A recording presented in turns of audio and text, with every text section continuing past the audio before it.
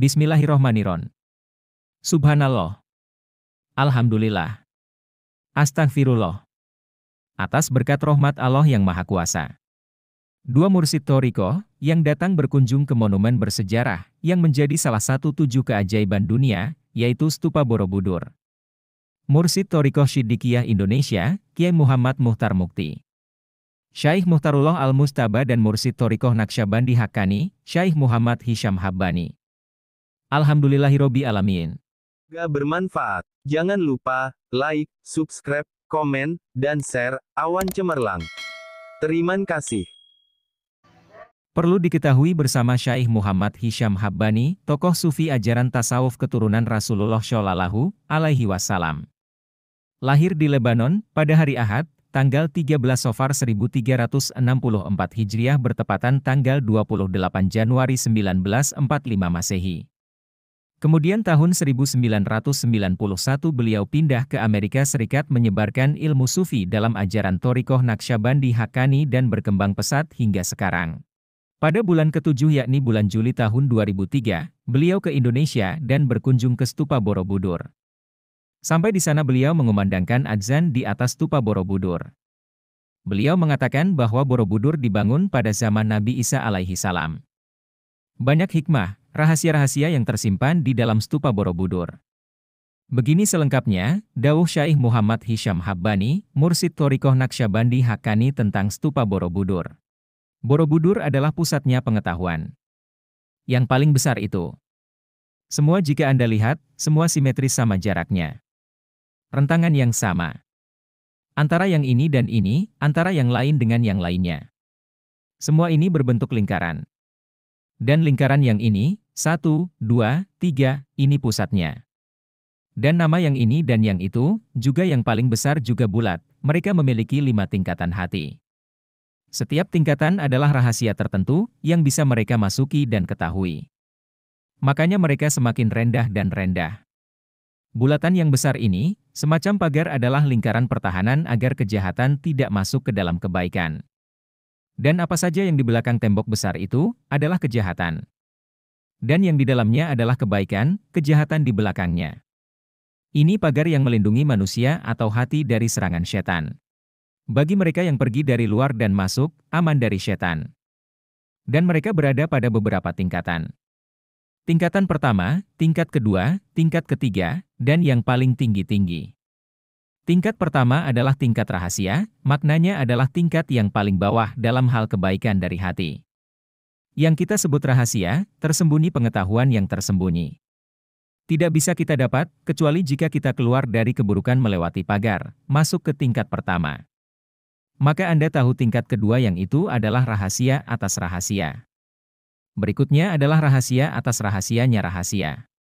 Kebaikan yang lebih dalam. Tingkat keempat adalah tersembunyinya tersembunyi, bahkan dari rahasia. Dan tingkat keempat yang ini, adalah yang paling tersembunyi. Makanya tidak ada orang yang tahu ada apa di sini. Haruslah yang paling tersembunyi. Kemudian pagarnya mewakili antara Anda dan keburukan. Mereka buat pagar ini, makanya Anda melihat mereka ditutupi. Seperti apa Anda menyebutnya? Tidak seperti perisai.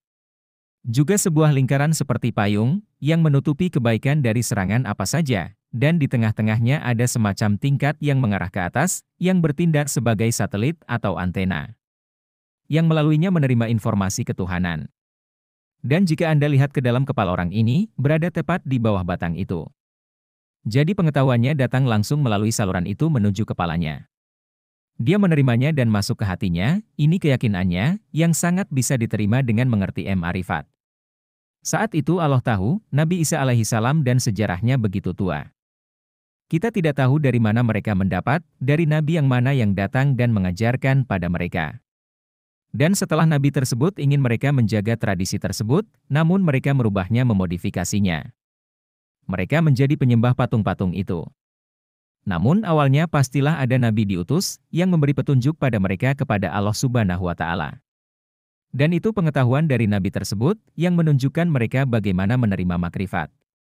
Tapi setelah berabad-abad, setelah Nabinya wafat, mereka menjadi berubah, seperti agama-agama lain berubah.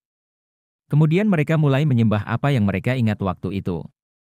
Mengapa Nabi Muhammad Shallallahu Alaihi Wasallam melarang pada saat awal-awal Islam, umat mengunjungi makam? Sebab dia khawatir, umatnya akan menyembah kuburan. Namun pada saat Islam sudah kuat, saya dulu melarangnya tapi sekarang saya membolehkanmu. Oleh karena itu dia mengatakan, jangan menjadikan makam menjadi tempat penyembahanmu. Sebab di waktu orang lupa dan mulai menyembah kuburan, itu tidak bisa diterima. Ciri-ciri orang dulu sebelum Nabi Isa alaihissalam, bahkan sebelum Musa alaihissalam. Ini lebih tua dari 5.000 tahun sejarah Buddha. Allah tahu Nabi siapa yang dikirim pada mereka. Dan setelah dia wafat untuk beberapa tahun, mereka merubah agamanya dan mulai menyembah pada yang mereka yakini sebagai Tuhannya. Sekarang mereka menyadari, yang mereka bangun di sini adalah sebagai pusatnya para jin. Banyak jin di sini, pada setiap satu stupa ada lebih dari 1.000 jin yang tinggal di situ. Pada setiap ini, seperti lonceng, tidak payung yang saya pikir sebelumnya. Tapi sebuah lonceng, artinya, yang menjaga dia memberikan peringatan yang membuat kamu sadar akan sesuatu.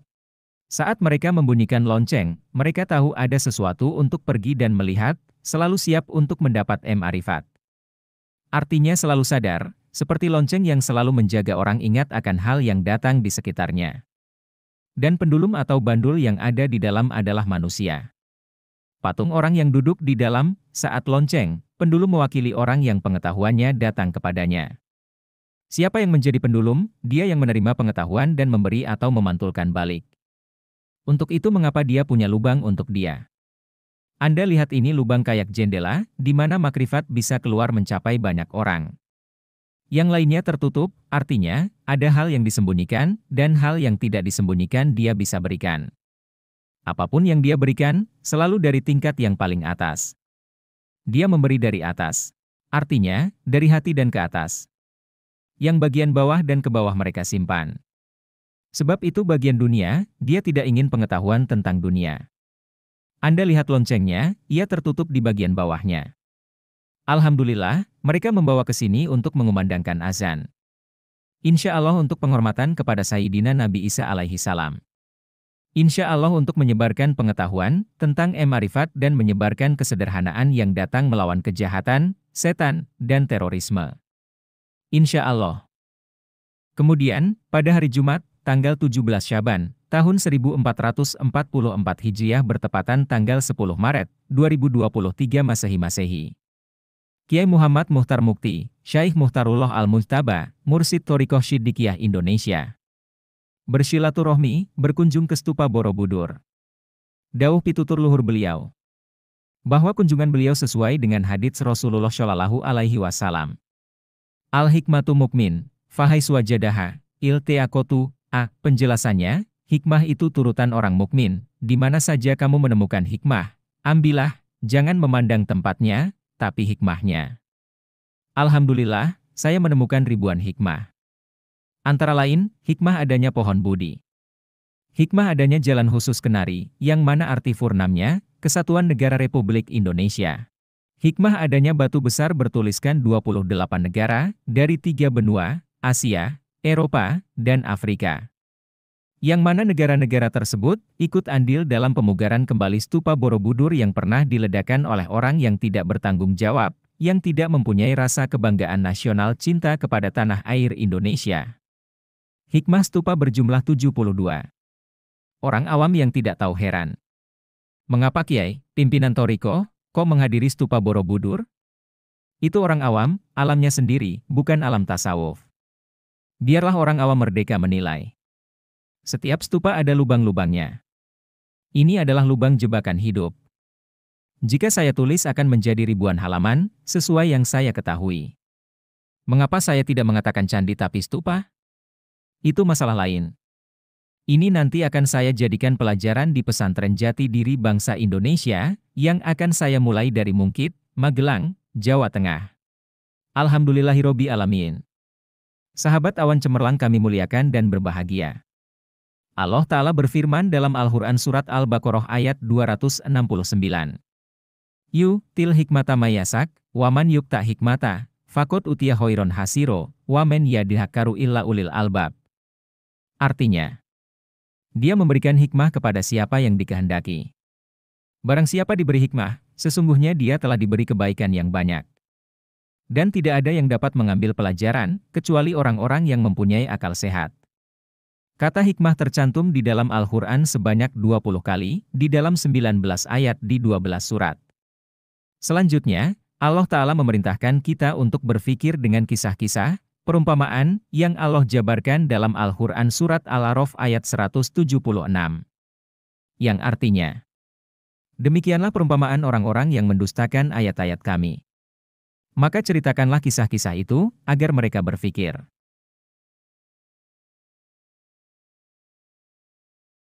Jangan dilihat kejadiannya, tapi ambillah hikmah atas kejadiannya. Dawuh Syaikh Muhtarullah Al-Mujtaba, Mursyid Thoriqah Shiddiqiyah Indonesia. Alhamdulillahirobbi. Semoga kita dapat mencerap hikmah dan tetap istiqomah.